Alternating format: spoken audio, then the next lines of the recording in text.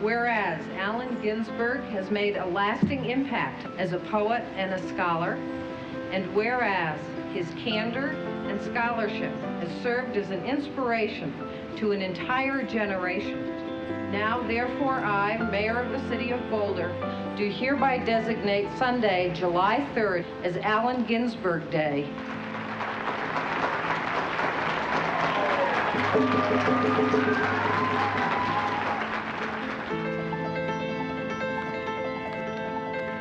The becoming of Dean Moriarty began the part of my life you could call my life on the road. In the bar, I told Dean, hell, man, I know very well you didn't come to me only to want to become a writer, and after all, what do I really know about it, except you got to stick to it with the energy of a Benny addict? Because the only people for me are the mad ones, the ones who never yawn or say a commonplace thing, but burn, burn, burn like fabulous yellow Roman candles, exploding like spiders across the stars, and in the middle you see the blue center light pop and everybody goes, ah!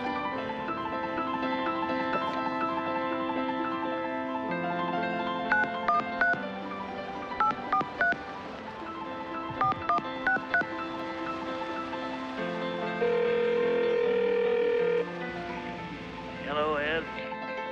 Ladies and gentlemen, we're honored to have on the line from Lawrence, Kansas, a great American writer whose brilliance is incomparable satire, his storytelling is inside. Let's welcome William Burroughs. How many people are there? Town hall is packed. The beat goes on, Bill. I've often been asked if I had some words of advice to young people. If you were doing business with a religious son of a bitch, get it in writing. His word isn't worth a shit, not to the good Lord telling him how the fuck you want to make it. Gregory Corso and I collaborated almost inadvertently in building a whole mythology of a generation. When Sputnik went up, yeah, we did a chain poem. Chain poem in Amsterdam, and we took a rest and went downstairs to the bathroom. And this owner of the hotel, what do you think he thinks? Two guys, right, 4 legs, were having sex. They're indignant. I say, hey, we're smoking a joint, man. We ain't having. There once was a place, perhaps, where all was light, which once was the place, pray tell, some non-man-made god hung out. And so, tra-la, tra-la, it's fin de siècle again, my dears. And the music of the spheres, some kind of mad, mad laughter.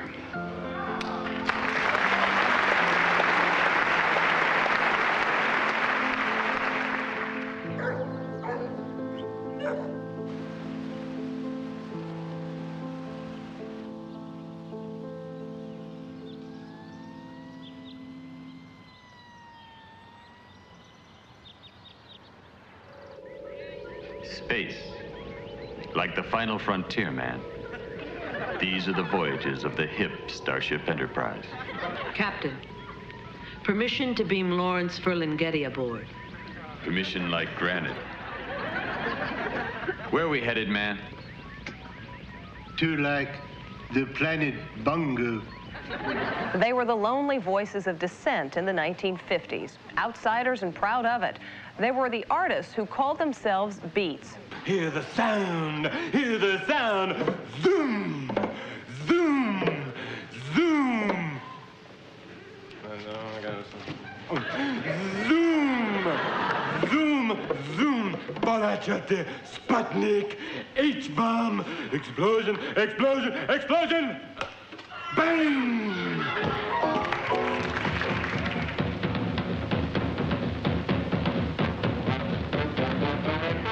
There's been a revival of interest in the Beat generation. Poetry readings are back, being performed at coffee houses straight out of the 50s. Even MTV now has poetry programs that would make Jack Kerouac proud.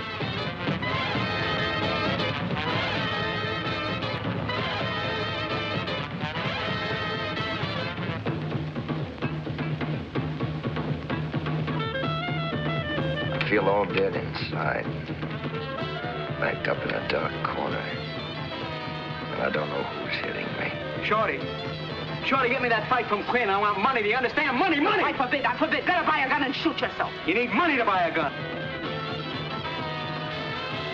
It's my first day in school. Some kids got around me, white kids.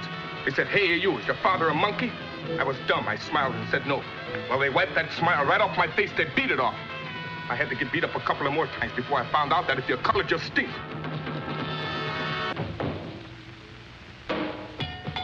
In the 40s, the bomb dropped. The entire planet was threatened biologically. It was suddenly the realization, why are we being intimidated by a bunch of jerks who don't know anything about life? Who are they to tell us what we feel and how we're supposed to behave? And why take all that bullshit?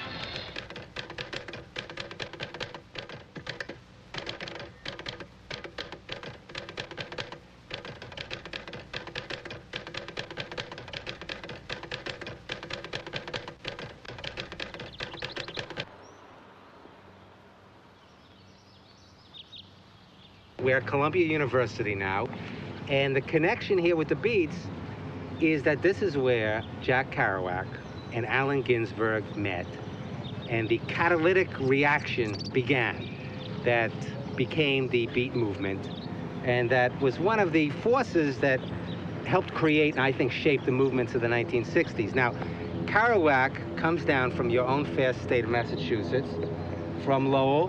He's a working class guy. From a very early age is interested in writing. He is a great football player at Lowell's, and they offered him a football scholarship. The man who shook up America with the Beat movement basically began as a jock until he hurts his leg. And at that point, he meets Allen Ginsberg from Paterson, New Jersey, father, high school teacher, poet of minor note.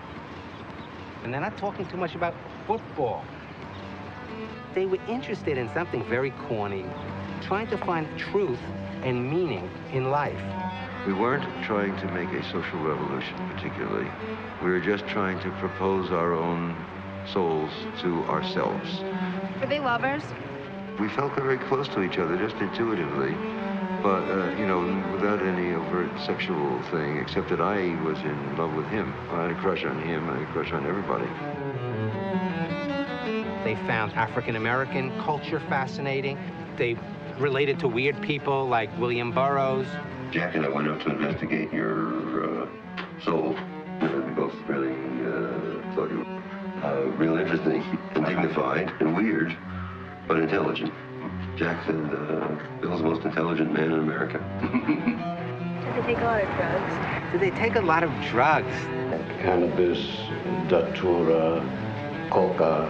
I had a habit, man. Kept me occupied. They were searching. They knew they weren't satisfied with what was.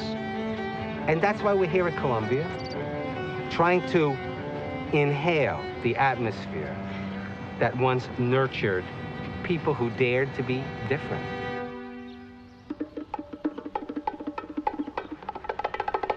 Burroughs began exploring Times Square. So to see the lumpen population, he was interested in the different varieties of the bars. He met Herbert Huncke, and Huncke was living around Times Square, practically on the street. They come strolling down the street with books under their arms. We thought you had some kind of secret knowledge. It was just good, healthy activity in a funny way. We'd pick up some grass, smoke, and observe the phenomena of the red light over the roof combs of the buildings that indicated some kind of apocalyptic end of millennium consciousness. These are all justifications. For what? For what? For an interest in the whole thing. Sometimes you lose sight of the fact that these were basically college kids, except for Burroughs, who was a little older. These were basically young people who were kind of broken off in public, in a way. They were all getting loaded, and they were just making a lot of conversation that they could build off of. Since I tell you my poem about the Empire State Building that had not doomed the dumb eyes of New York all the time, that was pretty good. He says, hey, I've got a new poem, too. All these poets, struggling to be poets. At the same time, if they want to, they turn over their little purple moonlight pages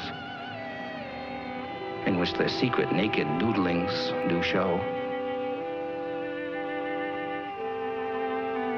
Secret scatological thought. And that's why everybody wants to see it. America, I've given you all, and now I'm nothing. America, I used to be a communist when I was a kid. I'm not sorry. I smoke marijuana every chance I get. Whenever I go to Chinatown, I get drunk and never get laid. My mind is made up. There's going to be trouble.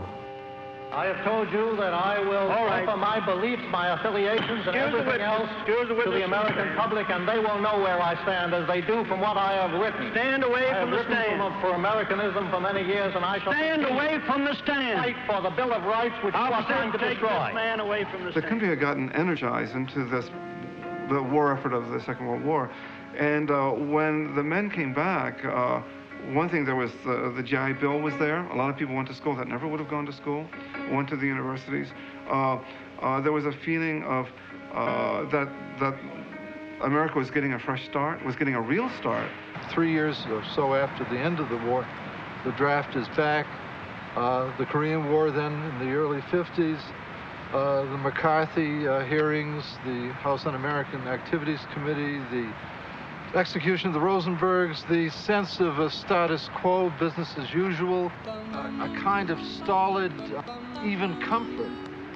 That it's the fattest civilization around, the best ever. And in reality, there was an incredible provincialism and a very strong sense of conformity and a stultifying feeling that you had to get along with Life magazine, as you know what Ginsberg says. I don't want my emotional life to be read by Time. Eisenhower's intention was that we should try to settle down to some nice, quiet American pursuits and not rock the boat. And it was time for us to ease off a bit. He accomplished that. The country was pretty quiet. We ask every citizen to immediately report any information regarding espionage, sabotage, or un-American activities to the Federal Bureau of Investigation. That made him such a flop. Was he beat, or when he should have bopped?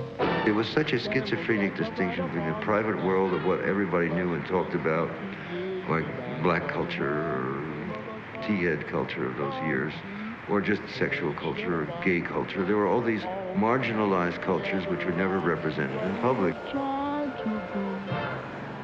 It was friendship, affairs, intermarriage, and a sense of a community. They were the jazz musicians, and they were related to the abstract expressionists. But that wasn't the only thing that was going on then.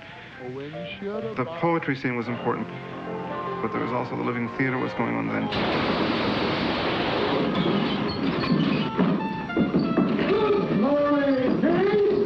John Cage was important.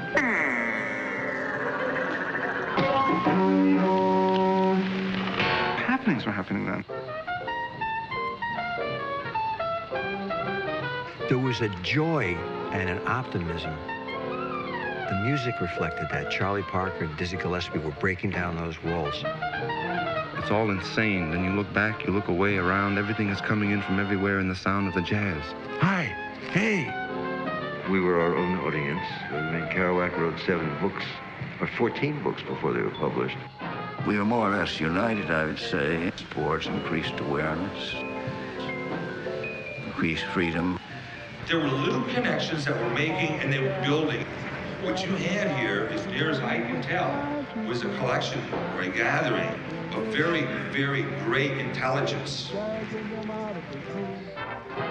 Dostoevsky's Notes from the Underground is the model of a lot of these people, the guy who lives in some kind of hole and rails at what's going on around him. Many of us, without knowing Dostoevsky, thought that was our role. To write poetry, to write music, to paint, to act, to dance, to dare to dream. Alan had this vision, these late visions, and he suddenly said, we're taking over the universe.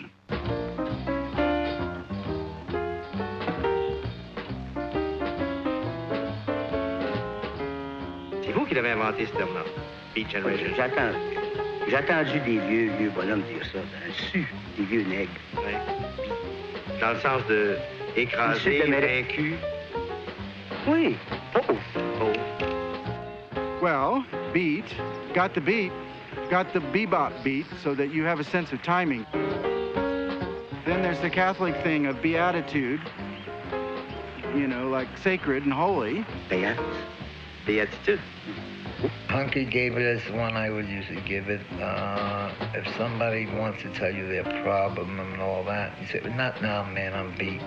When the Sputnik went up, they said, oh, these guys are out of this world. Beatniks. Beatniks, nutniks, they all act like they was behind the door when the brains was handed out. Met Mr. Ginsberg maybe about 2 months after I had left prison. 49? You said 50. It's at the beginning of 1950, but I'm sorry for one fucking little mistake. Stay out of it. Women were pretty much ornaments for the men in the beats, and they were the caretakers. They got away with murder because what they were proselytizing produced the male artist hero. Patty cake. Patty cake. Sylvia, did you see me wave my Zen stick? And there was a look all the women had, a certain look. It was hard to tell them from each other. I don't think we were particularly machismo. Actually, Burroughs and I were queer, very sensitive and literary. Well, some of my best friends are women. Most of them were gay, except Jack. Now, Jack had a tough time with women in a way. When I got in trouble with him, he got very unhappy that I fucked his girl. But that was the time when I did not know Jack. I was just introduced him. It wasn't as if I fucked my best friend's girl. It's the beat generation. It's Bayat. It's the beat to keep. It's the beat of the heart. It's being beat and down in the world and like old-time lowdown. And like in ancient civilizations, the slave boatmen rowing galleys to a beat.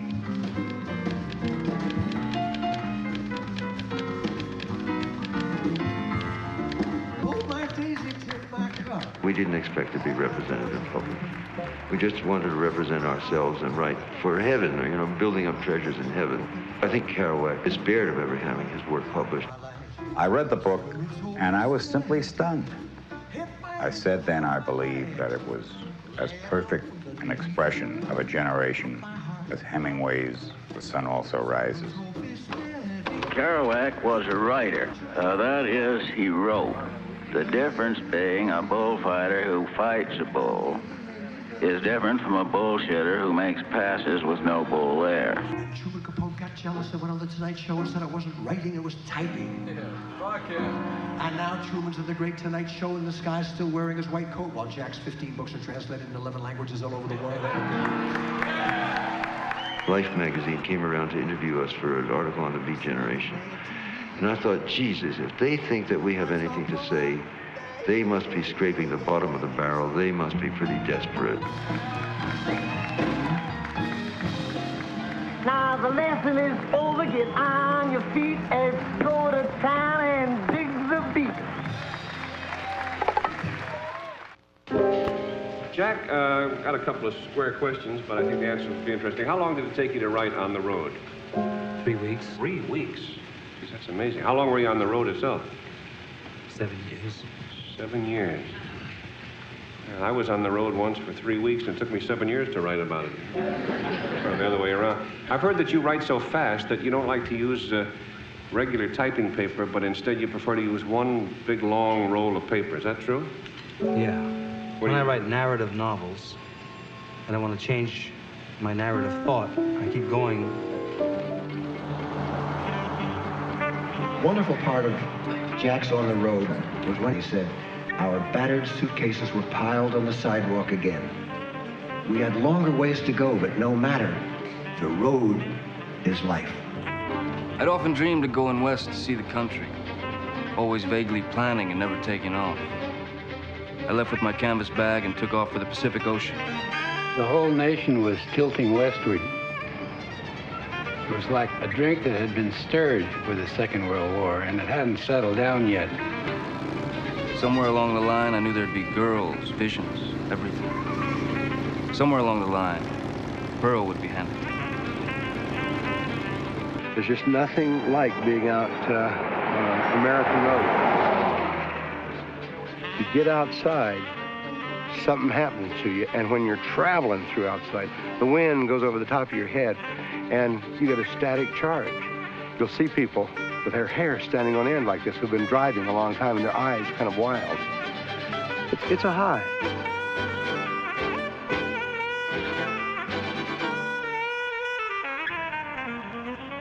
The center of gravity of our imagination and poetics moved off the East Coast and came out into these grasslands. There was the expansion of a heart to learn and enjoy all of America. And that included, as you see in Jack's work and in Alan's work, the lives and minds of ordinary people. We arrived at Council Bluffs at dawn. All winter I'd been reading the great wagon parties that held council there. And of course now it was only cute suburban cottages all laid out in the dismal gray dawn. Then Omaha, and by God, the first cowboy I saw in a 10-gallon hat and Texas boots. Looked like any beat character of the brick-walled dawns of the East, except for the ghetto. America, this is quite serious. America, this is the impression I get from looking in a television set. America, is this correct? It's true, I don't want to join the army or turn lathes and precision parts factories. I'm nearsighted and psychopathic anyway. America, I'm putting my clear shoulder to the wheel. And away we go! Into the interior. A vast subdivision antennae of television to the meaningless sky. In life-proof houses, they hover over the young. Sop up a little of what they shut out. Only the young bring anything in, and they are not young very long. Just ahead, over the rolling wheat fields, all gold beneath the distant snows of Estes, I'd be seeing old Denver at last. There were smokestacks, smoke, rail yards, red brick buildings, and the distant downtown gray stone. I stumbled along with the most wicked grin of joy in the world among the old bums and beat cowboys. I felt like an arrow that could shoot out all the way.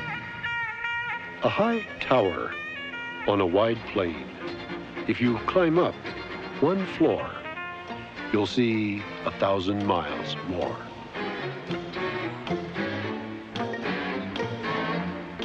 Right over those knolls over there, something wonderful is going to be.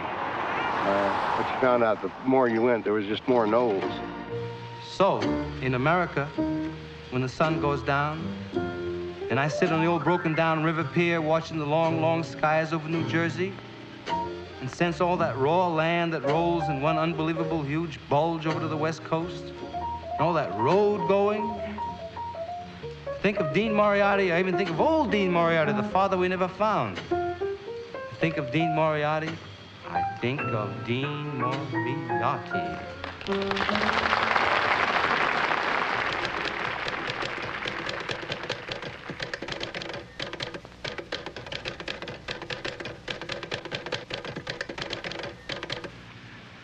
Well, I don't think there is any real Neal.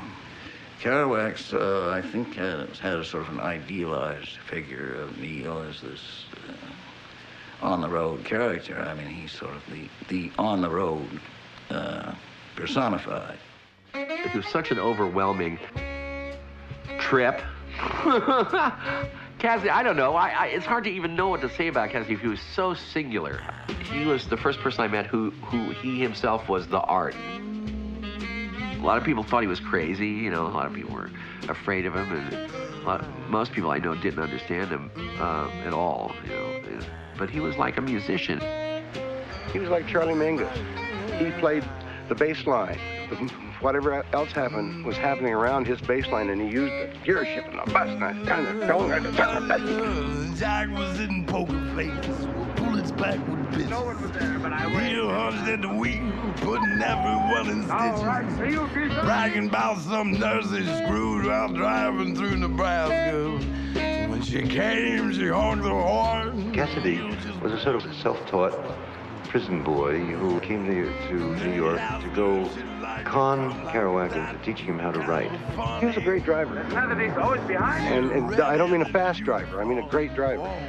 His page was this highway, and that his writing tool was one of these cars. All right, there we go. One-handed delight.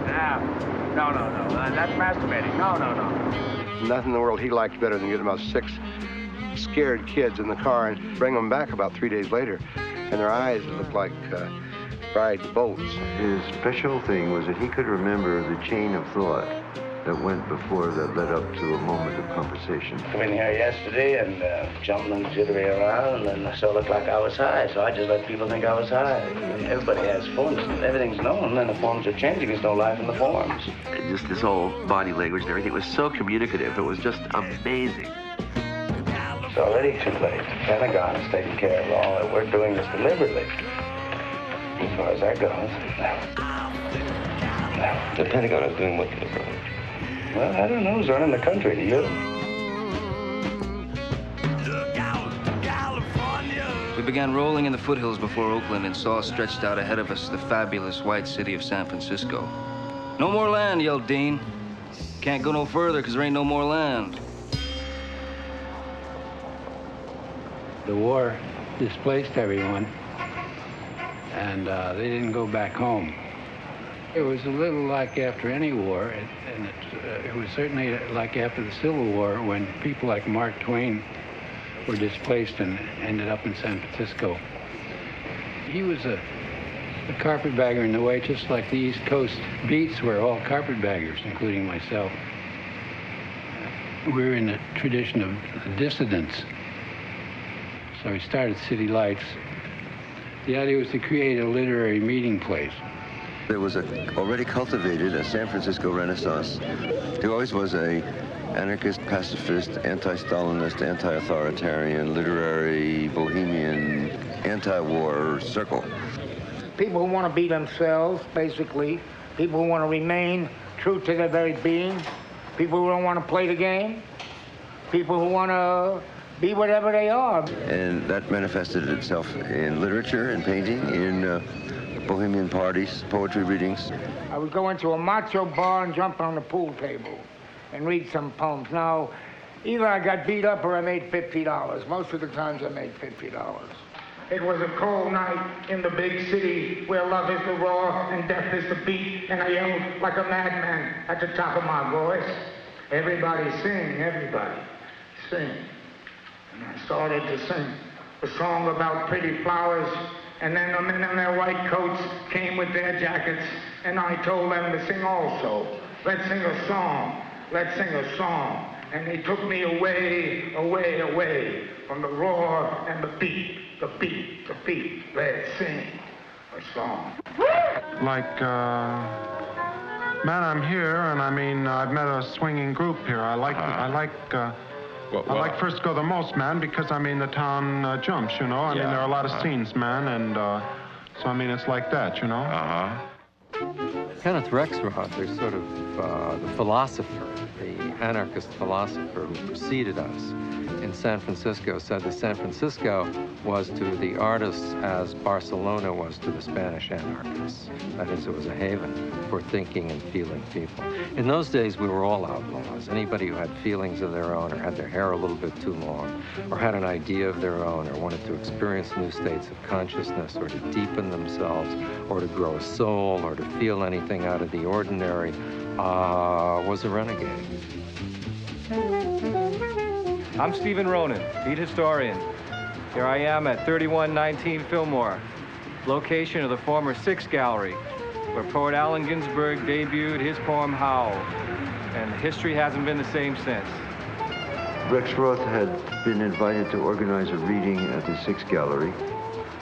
He suggested to McClure or myself that we organize it, and it fell to me. And Rexroth gave me Gary Snyder's address. Snyder was a student studying Chinese, Japanese, and Zen. Alan and I lined up that space with the idea of holding a reading for our various relatively unpublished friends.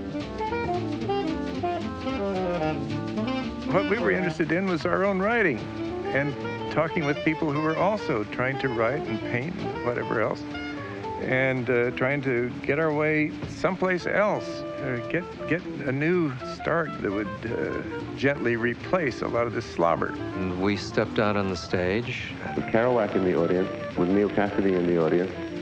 We didn't know who would be there, or we didn't know who to expect. I followed the whole gang of howling poets to the reading at Gallery 6 that night, which was, among other important things, the night of the birth of the San Francisco Poetry Renaissance.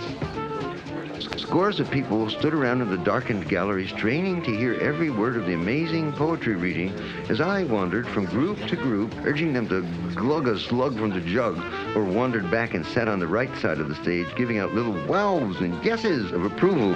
Evelyn was only half as far that night, listening to the burnt phrases, when I heard the poet out, rhyming erection. When Alan read Howl, we all knew that a line had been drawn in the sand.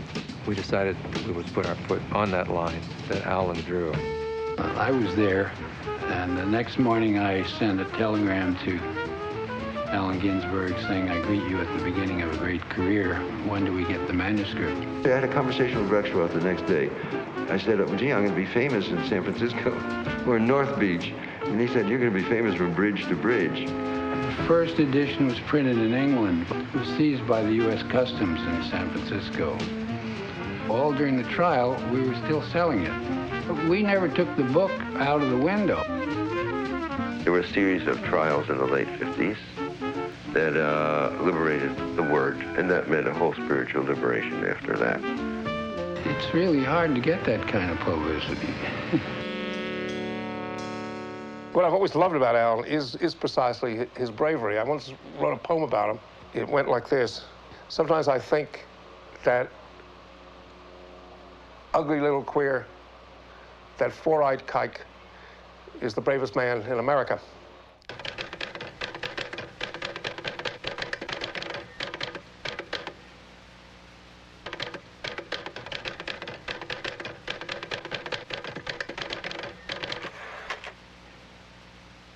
I saw the best minds of my generation destroyed by madness, starving, hysterical, naked, angel-headed hipsters burning for the ancient heavenly connection to the starry dynamo in the machinery of night, who poverty and tatters and hollow-eyed and high sat up smoking in the supernatural darkness of cold water flats floating across the tops of cities, contemplating jazz. Who cowered in unshaven rooms and underwear, burning their money in waste baskets and listening to the terror through the wall. Who got busted in their pubic beards, returning through Laredo with a belt of marijuana for New York.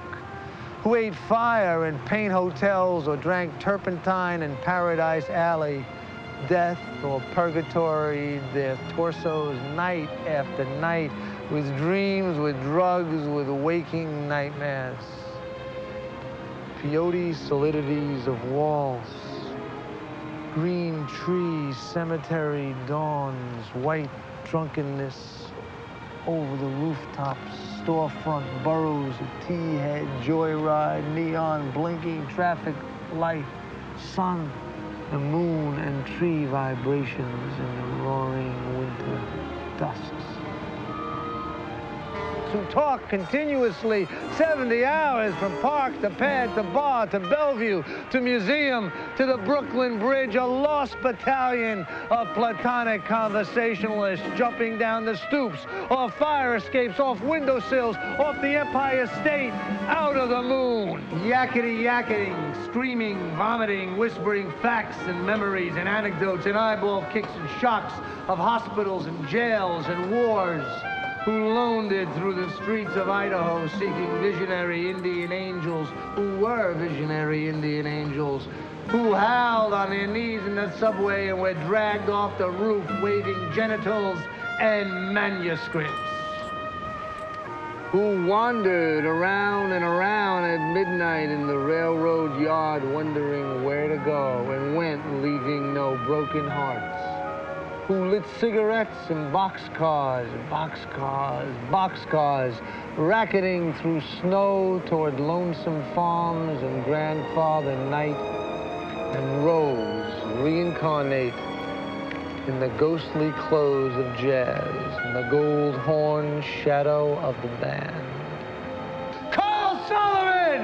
I'm with you in Rockland, where you're madder than I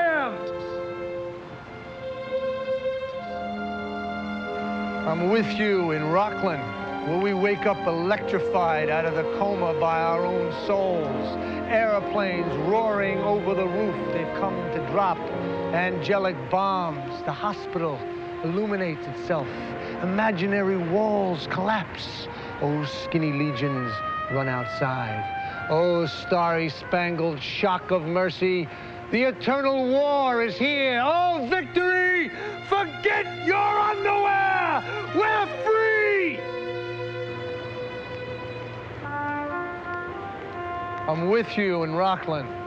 In my dreams, you walk dripping from a sea journey on the highway across America in tears to the door of my cottage in the western night.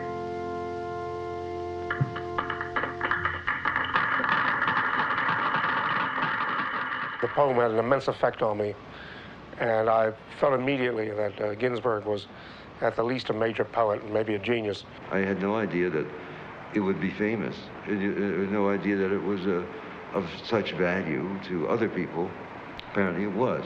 I just had never read any poetry that was that charged, that intense, that extraordinary, and I knew he was going to make a revolution in the consciousness of his time. So the Six Gallery's still there. It's just in a different place.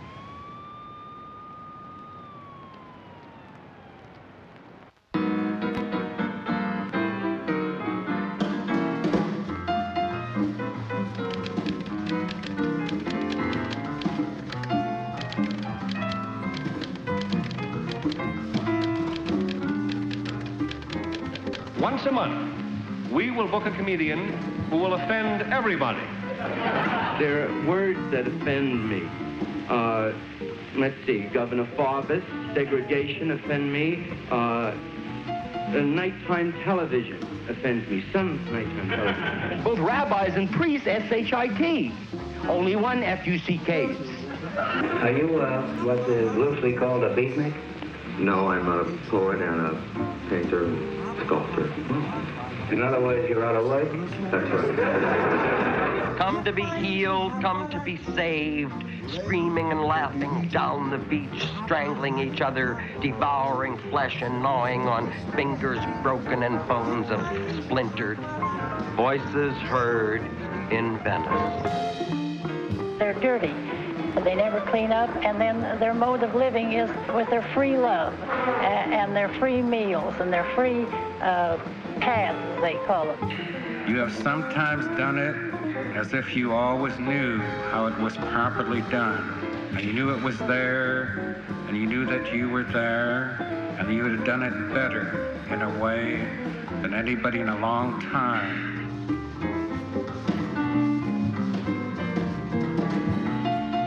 Don't you ever feel tempted to occasionally write for money instead of just writing for the muse? Well, sometimes I write home to my father. He sends me some money. Dear Ellen, there's an end-of-the-world feeling in Tangier with its glut of nylon shirts, Swiss watches, scotch, and sex. The whole town is a trap. You will see it closing, but there will be no escape, no place to go. The wayward wind is a restless wind. These are the San Francisco shipyards at China Basin. Jack Kerouac worked near here in the railroad switching yards, and Allen Ginsberg came nearby here to write his famous Sunflower Sutra. The beats didn't just continually travel on the road. Those who could boarded freighters like American Kestrel down there to head out on the open ocean and give in to their wanderlust internationally. In a lonely shack by a railroad track, he Dear spends Ellen, younger days. Mexico is home to me, and I can't go there.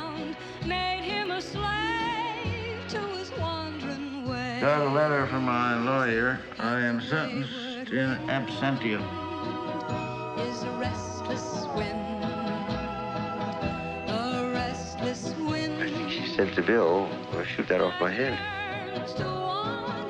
I knew that the ugly spirit, which is always the worst part of everyone's character, would take over and that something awful would happen.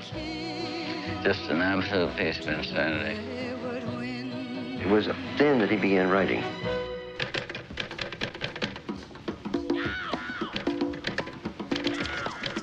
Who are you? I'm Bill. Who are you? I'm Tony. Where are you, Bill? In a 1920 movie, Tony. Who are you? I'm Tony. Who are you? I'm Bill. I was born February 5, 1914 in St. Louis, Missouri. So I was sort of a washout. We will not listen to you. We have had enough of your common bullshit. I left the United States because of some trouble. My whole life has been resistance to the ugly spirit. Live with it day and night. Not anticipating any trouble, because I don't like fun. There is no thing to fear. There is no thing. He's probably the only guy I know who was really just full-out junkie who managed to come back, kick it in the storm. Very rare. There's all kinds of addictions. Power is one of the principal addictions.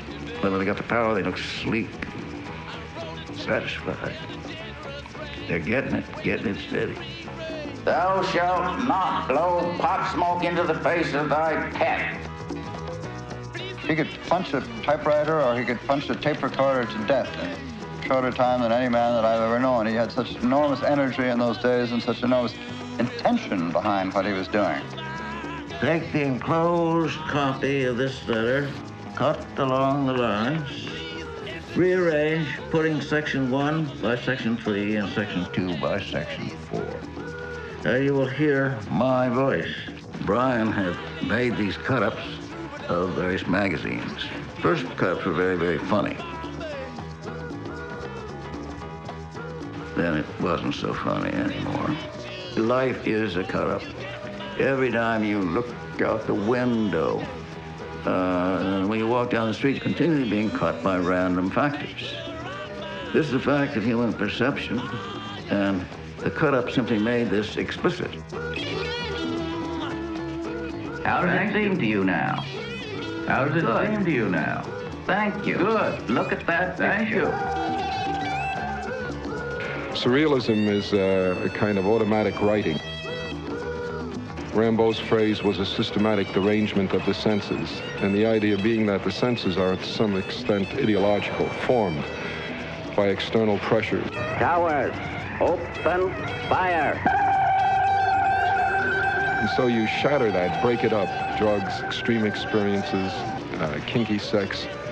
In fact, the official definition of surrealism is to make a work without any a priori moral or aesthetic considerations. Blast of trumpets. The man wriggles. His flesh turns to viscid, transparent jelly that drifts away in green mist, unveiling a monster black centipede. Waves of unknown stench fill the room, searing the lungs, grabbing the stomach. Over a series of years, from 53 to 57, Burroughs sent me the letters with all the chapters or routines of Naked Lunch. And then by 57, there was so much material that I had and he had that it was time for me to leave San Francisco and work on it with him to shape it into a book. Kerouac had started the typing. We arrived with all this new material, shuffled it around, typed it up. We had about 500 pages of notes. So Brian Garson, Sinclair Bayliss, I sat down and assembled this. The chapter went to the printer. We said we'll figure out the order later, but when it came back from the printer, we took one look and said there's no necessity to make any changes. Burroughs said, I'm not American Express. If the reader's ass is taken from Tangier to Paris in one jump, he'll have to get there himself. If you want to be cool, you got to read, Naked Lunch. Naked Lunch, because, that's a cool book. They made a movie out of it. They put it on trial. It's about drugs.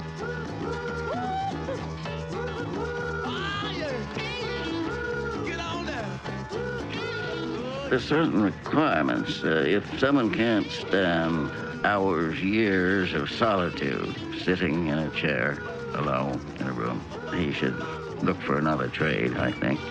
I tried to read Naked Lunch. I read halfway through it, and I pitched it. It didn't make much sense to me.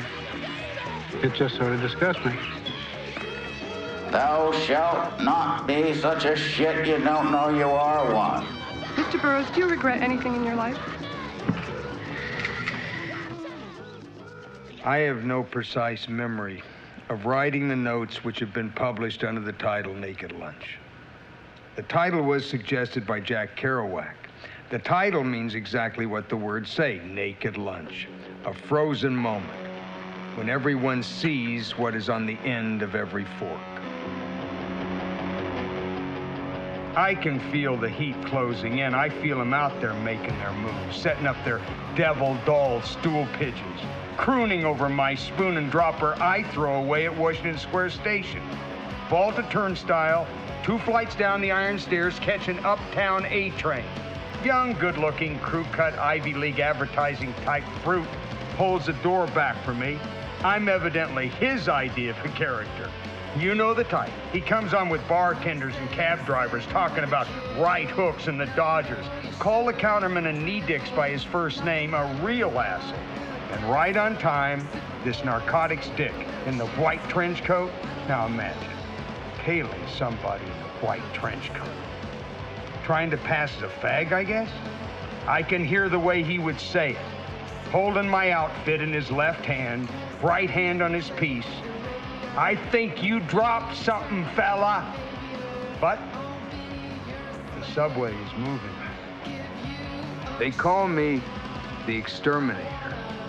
At one brief point of intersection, I did exercise that function and witnessed the belly dance of roaches suffocating in yellow pyrethium powder. My present assignment, find the live ones and exterminate. Not the bodies, but the molds. You understand? But I forget. You cannot understand. The Meat Cafe occupies one side of the plaza. It's a maze of kitchens, restaurants, sleeping cubicles, perilous iron balconies and basements opening into the underground baths. On stools covered in white satin sit naked mugwumps, sucking translucent colored syrups through alabaster straws. Mugwumps have no liver and nourish themselves exclusively on sweets. These creatures secrete an addicting fluid through their erect penises, which prolongs life by slowing metabolism. Boat whistle, foghorn, skyrocket burst over oily lagoons. Penny arcade open into a maze of dirty pictures. Ceremonial cannon, boom, in the harbor. A scream shoots down a white hospital corridor, out along a wide, dusty street between palm trees. Whistles out across the desert like a bullet. 1,000 boys come at once in outhouses, bleak public school toilets, attics, basements, tree houses, Ferris wheels, deserted houses, limestone caves, rowboats, garages, barns, rubbly, windy city outskirts behind mud walls, smell of dried excrement, black dust, blowing over lean copper bodies. Coming over a hill of rusty iron, we meet a group of natives. We throw gasoline on them and light it. White flash, mangled insect screams. I woke up with the taste of metal in my mouth, back from the dead, trailing the colorless death smell. No, no more, no moss. Tangier, 1959. Dear Ellen, made connection with the unassuming little witch doctor who prepared me some yahe. It is the most powerful drug I have ever experienced. That is, it produces the most complete derangement of the senses. I felt, still pulling together like that. Horrible feeling, horrible feeling. Why do you put yourself through all that torture? What are you talking about? You want to take yahe, you take yahe. Smoking hashish and sniffing cocaine. It took his very glamorous and easy life. Little did I know. Clear. The senses bright. Sitting in the black chair. Rocker. The white walls reflecting the color of clouds, moving over the sun. I would have never written Cuckoo's Nest without LSD. I think a lot of that stuff that was written by all of these guys would never have happened if they'd have just stayed on the get up early in the morning and drink a lot of coffee and do what you can. Intimacies, the rooms, not important, but like divisions of all space, of all hideousness and beauty. I hear the music of myself. What might be a negative experience for someone else can be a very positive experience for a writer. The damage to health from addiction is minimal. But it has done things to your soul. It was my protector. There was something that loved me, and I loved, and I wanted, and there it was. I pass fantasies as they sing to me with Circe voices. I visit among the peoples of myself and know all I need to know. The ancient goals which we follow can be defined in modern terms, in the metaphors of the present, as turn on, tune in, and drop out. I was a psychologist. I was running a big project at prison. So naturally, I used this new chemical, this new vegetable, which gave insight, and in 1 minute, the prisoner could see, shit, I've been playing that loser game all my life. We are now in the psychochemical age. In the future, it's not going to be what book do you read, but which chemical do you use to open your mind, to accelerate learning. And they were saying, LSD would make you jump out of windows. My answer to the head DA guy was, the rule there is never take LSD over the first floor. I pass into the room. There's a golden bed radiating all light. If we want to discourage use of LSD for altering our attitudes, we'll have to encourage such changes in our society that nobody will need it to break through to common sympathy. They were carrying on a tradition, an American tradition. It is, in effect, instant insanity. When the time comes, the wave comes, it happens. Do they know the difference between right and wrong? They do not. They don't know. They do not know the difference between right and wrong. You've got a much better chance of walking from a murder than a drug charge. The air is full of silver hangings and sheaths. I smile to myself. I know all that there is to know. I basically believe that drugs are here to help human evolve, to help us to grow in intelligence. I think we're primitive. We don't even know how to use them. You can misuse them. Assholes will always do everything in their power to fuck everything up, It's like everything else in life. I mean, you can overdose on sushi. But still, they're there for a purpose. And I think the challenge of an intelligent life is to learn how to use drugs without abusing them. There are a lot of drugs I don't use more than once a year. I try to take every illegal drug once a year. That's like a Catholic does that, but no big deal.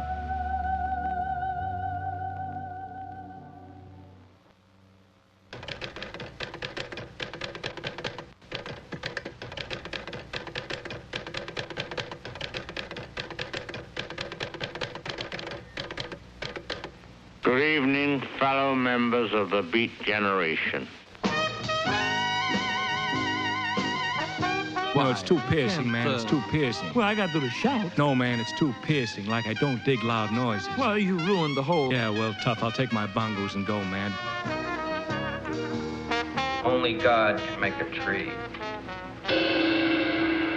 They call you Beat Generation. I'll buy that. And I don't want any of that beatnik stuff during dinner either. And Richard, I don't want to see you smoking any of those funny cigarettes.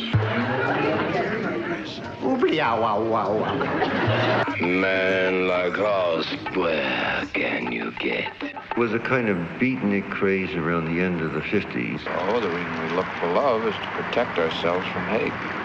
Which became parodied and co-opted. Well, if that's true, then the reason you look for hate is to protect yourself from love. So Gregory Corso went to Paris. Burroughs stayed in Tangiers in Paris. Kerouac became more retired at home after having a great deal of venom and mockery laid on him. There's not enough time to read all the books, to see all the great paintings, to hear all the music, to think all the great thoughts, or just meet everybody. But you've got to try. I've got to try. You need a girl, Leo. Peter Orlovsky and I disappeared into India, basically. Went around the world and stayed away for 3 years and studied something new.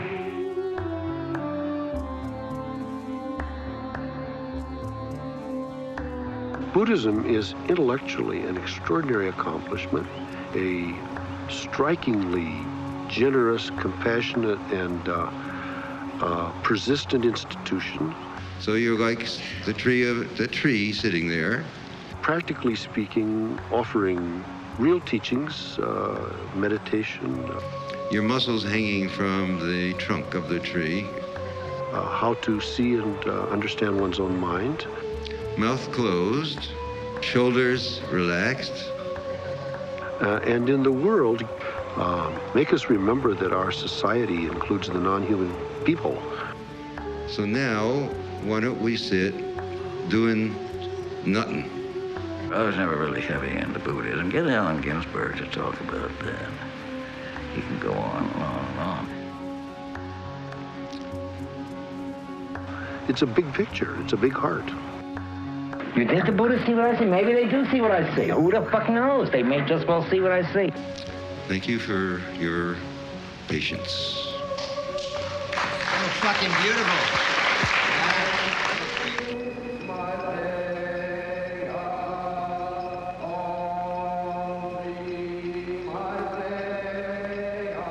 I guess it's like the argument that Alan and I always have.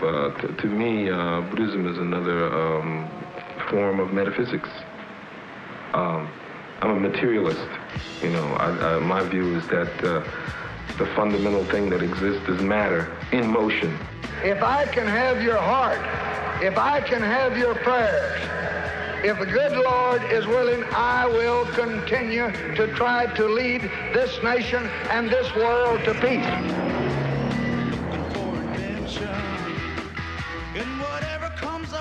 By the time I got back in '63, war was raging already. And rather than being sort of enlightened by the possibility of some open world, was trying to inflict a Catholic dictator on the Buddhist Vietnamese. React to what? React to the greatness of the march on the day, and if it was victory or what. You happy with it? Hari Om Namo Shivaya. We were beatniks, we reveled in it, we never called each other beatniks. Then all of a sudden, in late 1966, early 67, Ginsberg and Gary Snyder and others organized this big, huge be-in San Francisco. And right after the be-in, all of a sudden you were no longer a beatnik. You were a hippie.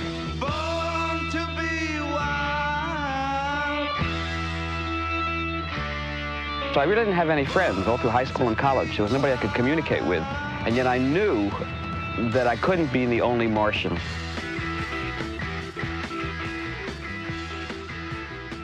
I'm always where the action is. I blow my mind all day, while on Long Island's tennis courts the bland suburbans play. After the first thing called the human being, that thing was like, yeah, there is a community. We're all those people who were the weird ones, you know, and it was all of a sudden you discovered all these people who were like you, influenced by the beatniks. Don't eat those, Ma. They're Alice B. Toklas, I love you, Alice B. Toklas.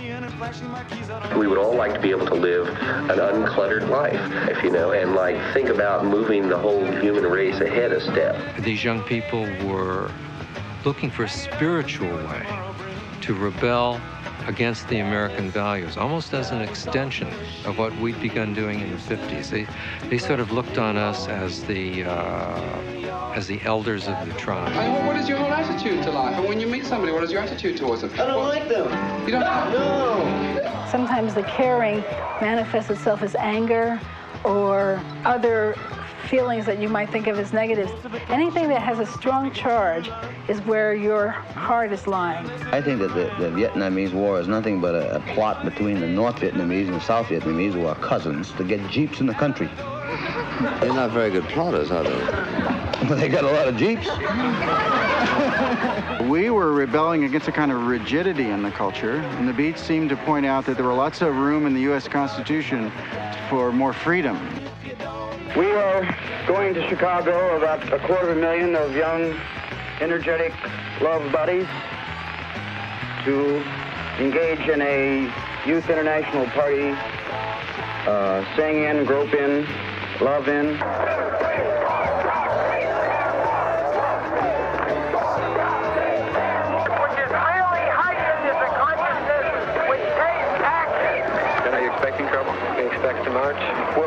We expect trouble all the time. A whole generation was systematically cut off from outlets to personal meaning. We could play the game, but what was it about? No one knew. The policeman isn't there to create disorder. The policeman is there to preserve disorder. So we went with our more non-conforming impulse. The Beats were originally non-political. Others who were political were really following the Beat movement to its logical conclusion. He was wonderful. He was an honored presence. They had a vision, and the vision was truth, justice, and the American way. Just like the guy on the Cape. They were the supermen and superwomen of our era. Off of my face. The ground was really set in a way by the people who had helped us realize that we didn't have to follow what our elders told us if we really didn't think it was right. I couldn't get naked on somebody's front lawn and get myself arrested. It wasn't my style, but I really admired that. For the distant star planet names, I word woman, I spell it away. Mega, mega, mega, mega, mega, mega, mega, mega, mega, mega, mega, death bomb in lighthouse.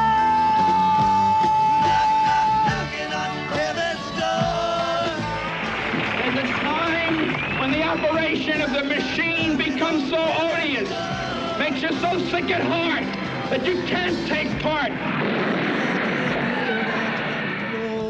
I always thought that what we were doing was a patriotic act. Who has always been out there? Old crazy coots that keep out on the edge of where civilization is gone. I think a lot of this comes from Cassady and from Kerouac. Cassady was our driver. He knew that this was going to be the best stage he was ever going to have to do his number. Never mind all that reflection. Let's see who we are. Let's turn the thing on as bright as it'll go and then see what kind of shadow we cast.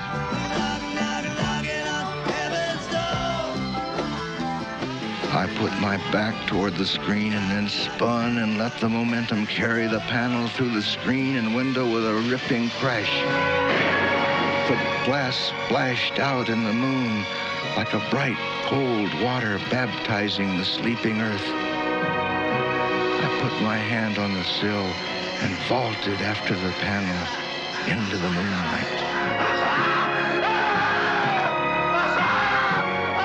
Mr. Casey, do you feel that you have the right to do what you want, whatever you want, and still live in this world? I feel that a man has the right to be as big as he feels it in him to be.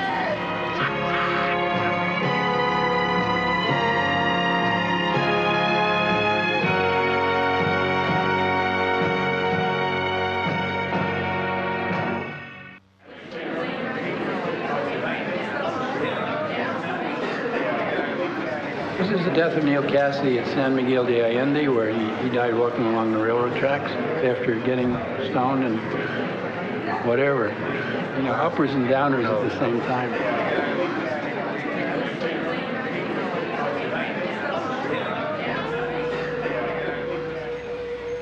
He wasn't destined to grow old.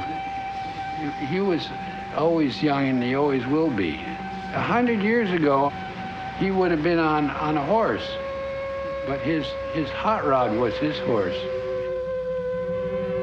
Delicate eyes that blinked blue Rockies, all ash. Nipples, ribs I touched with my thumb, or ash. Mouth my tongue touched once or twice, all ash. Our existence is so brief, as we understood it, that it becomes more poignant, more emotionally rich, knowing that it's like a dream that is already finished, as Kerouac once said. Life is a dream already over.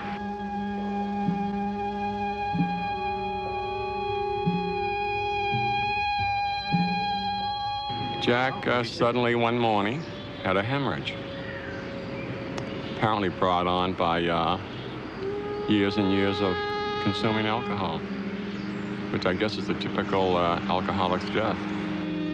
America by his day was sick. Hard-heartedness had taken over.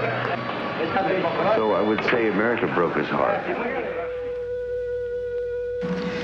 You just have to read the reviews of his books in those days. You know, he was put down. It was as if, you know, like knifed, and yet he was writing about enthusiasm and delight, and he was being treated like some juvenile delinquent. Now, Jack, Mr. Kerouac, to what extent do you believe that the Beat generation is related to the hippies? Oh, what do they have in common? Was this an evolution from the one to the other? They're just the older ones. Yeah. I'm 46 years old. These kids are 18. It's the same movement, which is apparently some kind of Dionysian movement in late civilization, and which I did not intend any more than I suppose Dionysius did, or whatever his name was. Hey, that was good, wasn't it? Good all the time, boy. Give that man a drink. Spent all the night with poets and so on. He drank and all that. And, well, I said, aren't you afraid of hell? He says, oh, no. He says, I'm concerned with heaven. He says, I'm thinking about heaven all the time. I want to see Gerard, my little brother. He'd already scribed 1,000 dreams, 1,000 pages of Dharma, 1,000,000 words that sounded like 1,000,000 ears. His heart was tender. He'd already died and become recording angel. Jack Kerouac, the novelist who wrote On the Road, reached the end of it today. The 47-year-old spokesman for the Beat generation died of a massive hemorrhage in a St. Petersburg, Florida hospital. And what love endures, all my thoughts of you, for I'm so completely yours. All the people that leave this stuff here, it's their way. You know, it's their way of coming here. It's part of their path, you know. It's like 13-year-old kids, college kids, guys my age, old-timers. Wicked spectrum. So, that's what's going to happen to you? No, I want to be in an unmarked grave. What do you think Jack would have felt about all this? Yeah, he would have grooved on this stuff. Why? Because this stuff comes from the heart, and that's where he was coming from. I believe in order, tenderness, and piety. Well, then your point was that a movement which you conceived as relatively pure has become ideologized. No, a movement that was considered what? Pure. Yes, it was pure in my heart. Don't explain.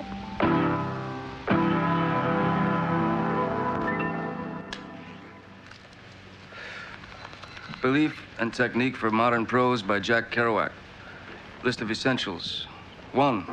Scribbled secret notebooks and wild typewritten pages for your own joy. 2. Submissive to everything, open, listening. 3. Try and never get drunk outside your own house. 4. Be in love with your life. 5. Something that you feel will find its own form. 6. Be crazy, dumb saint of the mind. 7. Blow as deep as you want to blow. 8. Write what you want, bottomless, from bottom of the mind. 9. The unspeakable visions of the individual. Dean was in a trance. The tenorman's eyes were fixed straight on him. He had a madman who not only understood, but cared and wanted to understand more, and much more than there was. The tenorman wore a tattered suede jacket, purple shirt, cracked shoes, and zoot pants without press. He didn't care. His big brown eyes were concerned with sadness and the singing of songs slowly and with long, thoughtful pauses. His mouth quivered. He looked at us, Dean and me, with an expression that seemed to say, "Hey now, what's this thing we're all doing in this sad brown world?" And then he came to the end of his song, and for this there had to be elaborate preparations, during which time you could send all the messages to Garcia around the world 12 times, and what difference did it make to anyone? Because here we were dealing with the pit and prune juice of poor beat life itself in the god-awful streets of man. He sat in the corner with a bunch of boys and paid no attention to them. He looked down and wept. He was the greatest.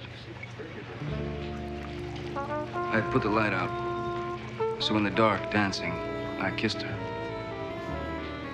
It was giddy whirling to the dance, the beginning. The usual beginning of lovers kissing, standing up in a dark room. The room being the woman's, the man all designs. Quick to plunge, bite, put the light out, hide my face in shame. Make love to her tremendously because of lack of love for a year almost, and the need pushing me down. Our little agreements in the dark really should not be told. For it was she who later said, "Men are so crazy, they want the essence. The woman is the essence." There it is right in their hands, but they rush off erecting big, abstract constructions. But I cannot in this confession betray the innermost, the thighs, what the thighs contain. The thighs contain the essence. Yet though there I should stay, and from there I came, and will eventually return, still I have to rush off and construct for nothing. For Baudelaire poems. This is just his bones here. His spirit's around us.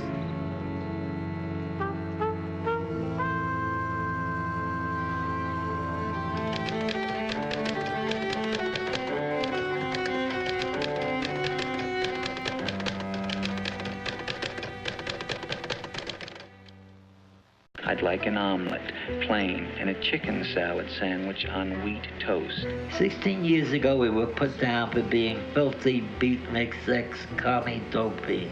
Now all you have to do is hold the chicken, bring me the toast, give me a check for the chicken salad sandwich, and you haven't broken any rules. You see that sign, sir?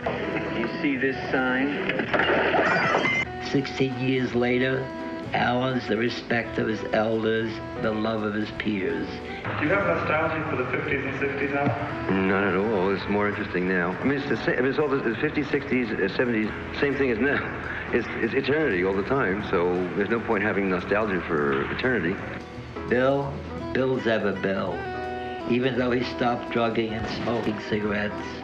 I'm very pleased tonight to introduce a man who, in my opinion, is the greatest living writer in America.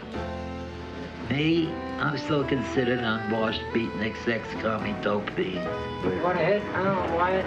Okay, welcome. Dear audience, we early heads of present style and consciousness are the daddies of the age. The beats and standing up got laughed at by the civilization. All the academic, you don't know how much hatred was for these guys, and sneers, and teachers would snicker. Please, you may as well open. From the moment the Beard first opened in Los Angeles, every night city vice squad detectives arrested the cast and the producer. When are we going to get controversial again, Alan? That's all getting too sedate, don't you think so? How many years have you been busted? I mean, we're in trouble here. I was busted just 3 weeks ago. Of course. There you go.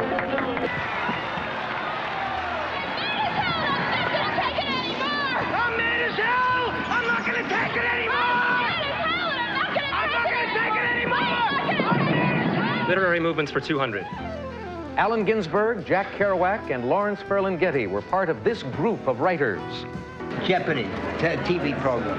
Oh. Burroughs, Kerouac, and Ginsey are accepted in the literary style. On the contrary, Gregory. The point is, those three were the big ones. And if anybody afterwards is... Well, that's all right with me. But it ain't all right with me because they were the only way to place me. I had my book published before his. Yeah, but Gregory, you seem very bitter and... Bitter? Your poetry and your work is so joyful and happy. Bitter? I'm not a bitter man. Bitter? I bet my palms top all your shots. Watch the game, you don't even know what's going to happen 80 years from now. These fuckers may be niente. Gregory Corso. Whereas Lowell-born author Jack Kerouac is known as one of this century's most important figures in American literature. Now, everybody says, oh, I went to school with him.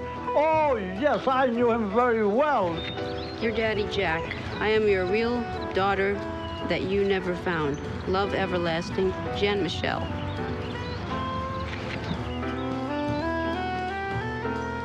They have totally shat upon the whole premise of the Beat Generation, which is to be free and free speech, and it's Kerouac gate.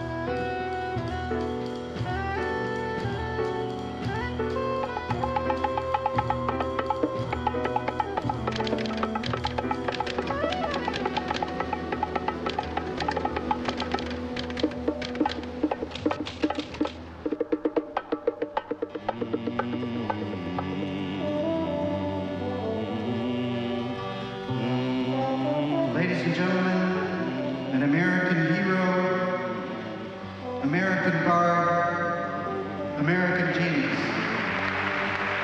You can't see on the left, it says all proceeds for this image go to the Jack Kerouac School of Poetics in Naropa Institute, Boulder, Colorado. Oh, that's great. This goes to the... I got my alibi. Oh, that's good.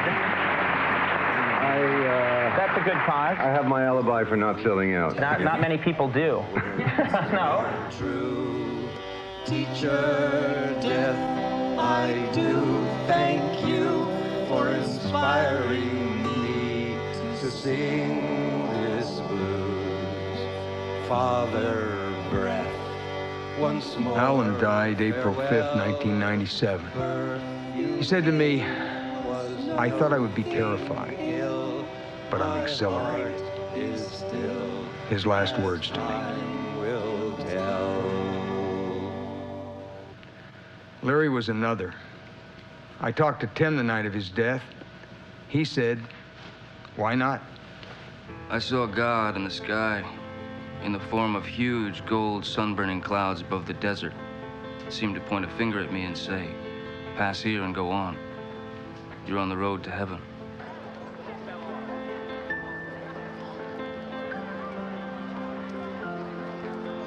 Let us pray. Our Father, whose art's in heaven, hallowed be thy name, unless things change. Keep the fire alive. Keep love alive, brothers. Keep love alive. Do you still write poems and things still? Me? I never stop in my life writing poetry. When I feel like writing a poem, I write a poem. How can you stop? Could you give us a line of the newest that you A heard? line? A line? All right, death is a rumor spread by life. How's that? You'll come again?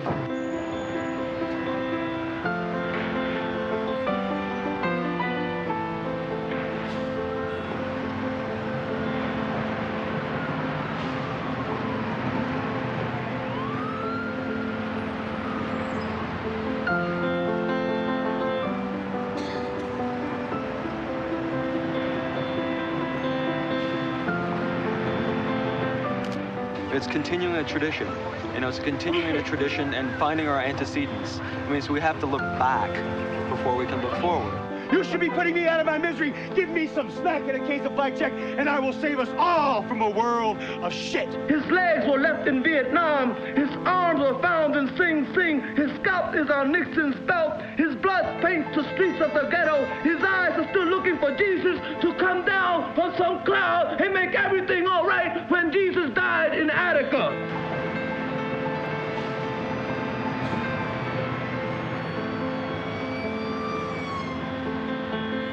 They just stepped right off the edge, and we're on the edge too. We need our light right now. I say now or never right now. Give us our sight right now. Give us our light right now. Now or never right now. Talked about the hot sperm seed being spilled on the ground and how the birds fluttered. And you know, I was 16 and I knew what that was about. And you didn't talk about it, you know. And it let me feel okay. It let me feel okay. Bashful beneath her t-shirt, draped across shoulder blades and collarbones, pushes straw hair from hollowed eyes and asks, "Am I beautiful to you?"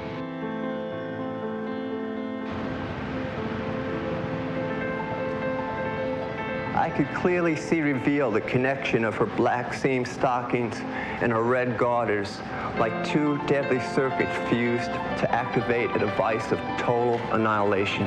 Vengan todos mis hermanos y hermanas, all the Mambo kings and cumbia queens, Aztec lords, Inca princesses, every Hernandez and Fernandez. It's time to make our move.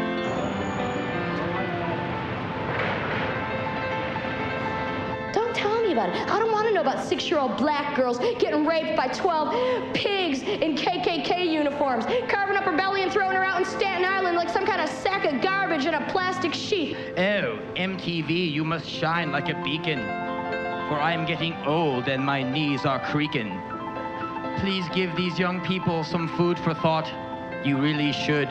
You really ought. I read Kerouac and I feel that what he's saying is that he's not looking for a universal meaning to life, but he's saying, fuck you, I'm gonna make my own meaning, and if you don't like it, then kiss my ass.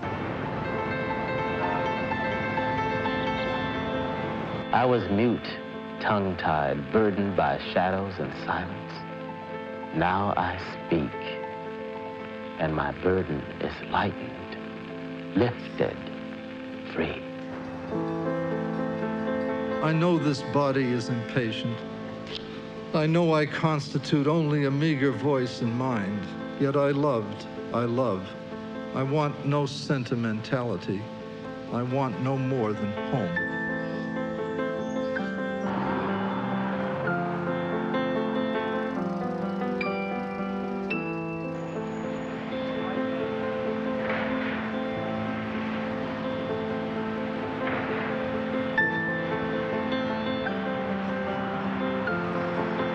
A young person will come up to me, and he'll be standing there. Maybe he'll have a mohawk, or maybe he'll have one side of his head shaved and the other side in dreads. And he and I are sharing many of the same thoughts. He's anti-war.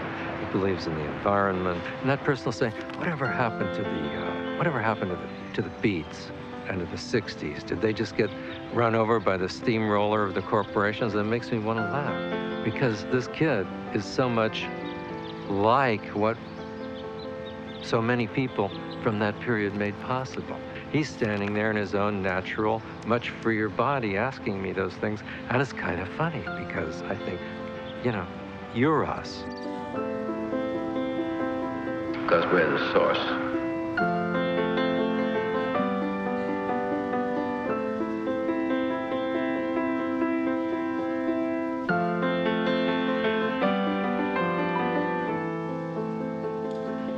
What is that feeling when you're driving away from people and they recede on the plane till you see their specks dispersing? It's the too huge world vaulting us, and it's goodbye. But we lean forward to the next crazy venture beneath the skies.